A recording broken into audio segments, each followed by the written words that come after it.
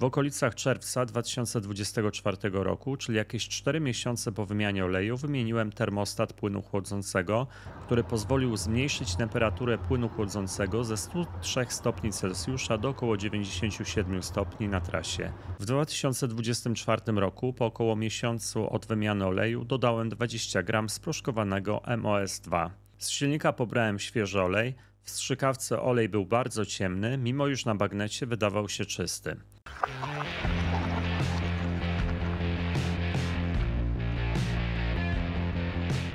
Witajcie w kolejnym odcinku na kanale R2D.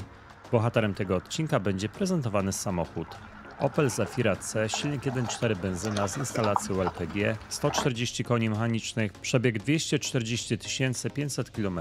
Wyróżnikiem tego odcinka będzie drugi etap badań dla tego samochodu. Pierwszy znajduje się w odcinku numer 76. Inicjatorem tego eksperymentu jest Jarosław. Na ekranie prezentuje podstawowe informacje o użytkowniku pojazdu, jego wiek, miejsce zamieszkania oraz preferencje dotyczące wymiany oleju silnikowego. Do laboratorium R2D trafiła taka oto przesyłka. W środku znajdują się próbki z dwóch samochodów. Dzisiaj podejmujemy drugi zestaw. Historia pierwszego została zaprezentowana w odcinku numer 291. Pierwsza próbka to nowy olej, kilka informacji na opakowaniu, reszta szczegółów za chwilę. Druga próbka to olej z dodatkiem dwusiarczku molibdenu po przebiegu prawie 8000 km.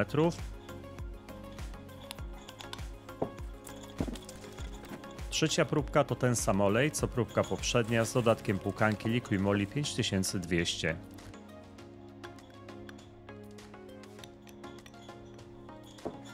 Brakuje próbki oleju świeżego wraz z dodatkiem, ale zostało uzgodnione, że można ją pominąć.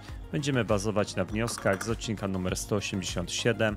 Dodatek dwusiarczku molibdenu przekłada się na około 1% spadek lepkości. Widmo w podczerwieni pozostaje bez zmian. Do samochodu zalany został olej General Motors Dexos 1 drugiej generacji w klasie lepkościowej 5W30. Klasy jakości oraz aprobaty wpisujemy do tabeli zbiorczej. Jarek napisał, że tym razem rok temu po wymianie dosypał do świeżego oleju 20 gram sproszkowanego dwusiarczku molibdenu. Jeśli chodzi o instrukcję obsługi, część powiązaną z olejem silnikowym, to wygląda to następująco. Przebieg badanego oleju to 7914 km, 85% eksploatacji to miasto, dominują odcinki nieprzekraczające 10 km, olej eksploatowany przez 12 miesięcy. Co wymiana oleju stosowana jest płukanka silnika. Przed wymianą oleju w 2024 roku zastosowałem płukankę Liqui-Moly 2662, ta w czarnym opakowaniu, półlitrowa. Silnik pracował ponad 30 minut na płukance, po czym został spuszczony olej i wymieniony na nowy, który przekazałem teraz do badań. W ramach dodatkowych informacji Jarek napisał tak. W eksploatacji auta trochę się zmieniło, ponieważ kilkukrotnie jechałem z przyczepą 600 kg oraz auto częściej eksploatowane jest w mieście, tak więc tym razem olej może być bardziej zużyty. Niestety od 2 miesięcy jeszcze również z uszkodzonym katalizatorem. Przed wymianą oleju zastosowano płukankę długodystansową Liqui-Moly 5200. Zafirą jeżdżę tylko ja, głównie po mieście, na odcinkach około 10 km. Przeważnie raz lub dwa razy w miesiącu trafiają się trasy po 140 km, 70 km w jedną stronę. Zafirą kilkunastokrotnie jeździłem po mieście z przyczepą o DMC 1200 kg, ale przeważnie była pusta, waga samej przyczepy to około 400 kg. Przez cały okres jesienno-zimowy woziłem syna do przedszkola na odcinku około 10 km, 5 km w jedną stronę, tak więc olej mógł być niedogrzany. W 2024 roku, po około miesiącu od wymiany oleju, dodałem 20 gram sproszkowanego MOS2. Z silnika pobrałem świeży olej. W strzykawce olej był bardzo ciemny, mimo iż na bagnecie wydawał się czysty. Do słoika dodałem sproszkowany dwusiarczek molibdenu, zalałem go olejem z silnika i dobrze wymieszałem. Całą miksturę przelałem z powrotem do silnika. W okolicach czerwca 2024 roku, czyli jakieś 4 miesiące po wymianie oleju, wymieniłem termostat płynu chłodzącego, który pozwolił zmniejszyć temperaturę płynu chłodzącego ze 103 stopni Celsjusza do około 97 stopni na trasie. Silniki Opla 1.4 o wskazanych kodach mają fabrycznie zamontowany termostat na 103 stopnie Celsjusza i taka temperatura jest utrzymywana podczas jazdy po mieście, jak i w trasie. Po wymianie termostatu bez problemu byłem w stanie utrzymać temperaturę płynu chłodzącego w okolicy 95 do 97 stopni Celsjusza. Na koniec eksploatacji oleju silnikowego została dodana płukanka Liqui Moly 5200. Po przejechaniu około 200 km olej został spuszczony i wymieniony na nowy. Jeśli chodzi o Zafirę, chcę się dowiedzieć, czy zimowa eksploatacja na krótkich trasach i ciągnięcie przyczepy wiosną i latem spowodowały znaczną degradację oleju. Czy dodatek dwusiarczku molibdenu w jakikolwiek sposób zabezpieczył silnik przed zużyciem oraz czy może zmniejszenie temperatury płynu chłodzącego mogło przyczynić się do zmniejszenia degradacji oleju. Przed wykonaniem pomiarów proszę dosyć intensywnie wymieszać zużyty olej, ponieważ dwusiarczek molibdenu po długim składowaniu wytrąca się na dnie słoika. Przechodzimy do badań laboratoryjnych. Najpierw pomiar oleju świeżego, w drugiej kolejności próbka oleju przepracowanego wraz z dodatkiem, na końcu próbka oleju przepracowanego wraz z płukanką, w tle podczerwień. Zapraszam do wspólnego eksperymentowania.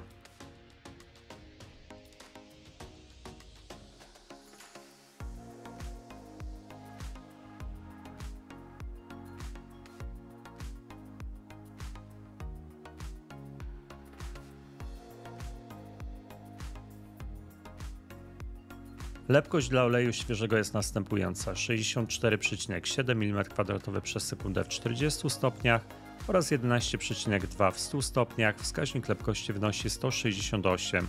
Porównujemy z deklaracją producenta. Do dyspozycji mamy wyłącznie lepkość w 40 stopniach Celsjusza. Tutaj różnica jest zdecydowanie większa niż w poprzednim etapie. Porównując wyniki między etapami, to widzimy, że lepkość próbki z tego etapu jest zauważalnie wyższa niż w pierwszym etapie, zarówno w jednej temperaturze, jak i w drugiej.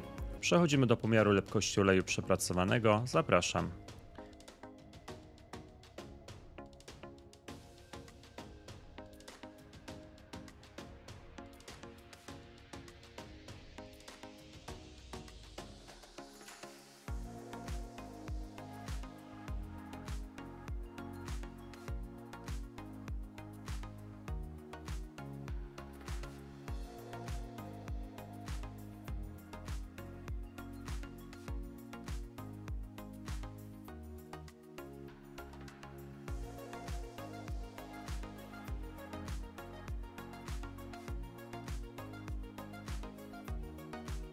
Lepkość dla oleju przepracowanego jest następująca: 67,3 w 40 stopniach oraz 11,8 w 100 stopniach. Wskaźnik lepkości wynosi 173, czyli tym razem obserwujemy wzrost lepkości dla sprawdzanej próbki. Zmiany są w przedziale akceptowalnym, natomiast pozostaje pod znakiem zapytania, czy to pochodna zastosowanego dodatku, czy zmienionych warunków eksploatacji, o których wspominał Jarek w swojej wiadomości. Pozostaje nam jeszcze jedna próbka. Przechodzimy do badań. Zapraszam.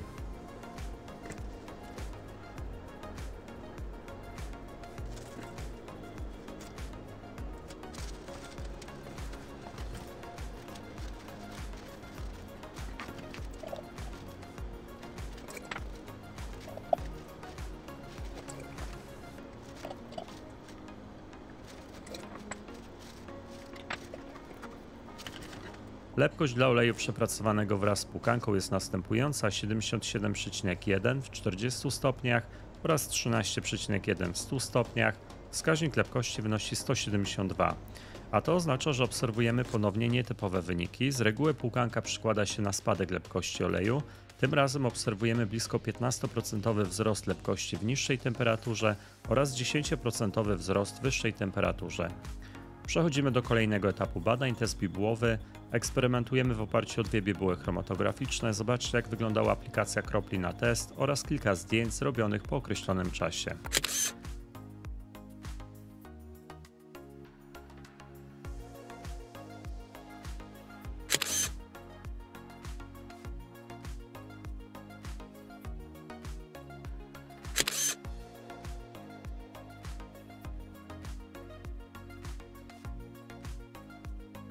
Oglądamy plamy z różnych perspektyw oraz przy wykorzystaniu dodatkowego podświetlenia. Plamy bardzo ciemne, z wyraźnym smolistym centrum i poszarpanym, rozlanym brzegiem. Druga plama ciemny, zbity środek, aureola wyraźna, ale całość wygląda na olej gęsty z tendencją do polimeryzacji. Plamy z tych próbek są bardzo nietypowe jak na LPG ze stosunkowo niskim przebiegiem, ale ich wygląd i wzrost lepkości może mieć związek z zastosowanym dodatkiem. To on najprawdopodobniej odpowiada za ciemny, zbity środek i zaburzoną strukturę dyfuzyjną, co może utrudniać klasyczną ocenę chromatograficzną oleju. Przechodzimy do podczerwieni, rejestrujemy widma, przyglądamy się otrzymanym wynikom, porównujemy widmo oleju świeżego z widmem dla oleju przepracowanego. Następnie generujemy widmo różnicowe, żeby sprawdzić, w jakim stopniu olej zdegradował z punktu widzenia zmian parametrów chemicznych. Porównujemy ze sobą dwa etapy. Wyniki zbliżone, natomiast w kilku miejscach można doszukać się różnic. Stan dodatków praktycznie bez zmian, co sugeruje stabilność pakietu dodatków. Pozycja 1520 na widmie, wyraźniejsze pogłębienie w próbce z dzisiejszego odcinka, co może świadczyć o mocniejszej degradacji składników bazy olejowej i lub dodatków. Przejście z wartości pomarańczowej do czerwonej. Procesy nitrooksydacji sulfonowania niższe w drugim etapie to może mieć związek ze zmniejszeniem temperatury płynu chłodzącego, który wykonał Jarek. Oksydacja wzrosła zauważalnie w drugim etapie, wskazuje to na większą obecność utlenionych frakcji, typowy objaw w dłuższej pracy w wyższych temperaturach, bardziej wymagających warunków eksploatacji, brak sygnału w obu próbkach oznak rozcieńczenia paliwem. Jakość końcowa takiego oleju według zbiorczego wskaźnika zarówno w pierwszym, jak i w drugim etapie jest na zbliżonym poziomie, co sugeruje, że optymalnym momentem na wymianę oleju jest właśnie przedział między 8 do 10 tysięcy km. Podsumowując, chciałbym podkreślić jedną kwestię. Analizy dostarczają wielu cennych informacji o stanie oleju, natomiast trudno jednoznaczne wnioski, gdy pojawiają się dodatkowe zmienne. Pierwsza sprawa to zastosowany dodatek, druga sprawa to zmieniona charakterystyka eksploatacji, np. więcej jazdy z dodatkowym obciążeniem. Dlatego interpretując wyniki warto brać pod uwagę szerszy kontekst, nie tylko dane laboratoryjne, ale też realne warunki użytkowania pojazdu oraz deklaracje właściciela pojazdu.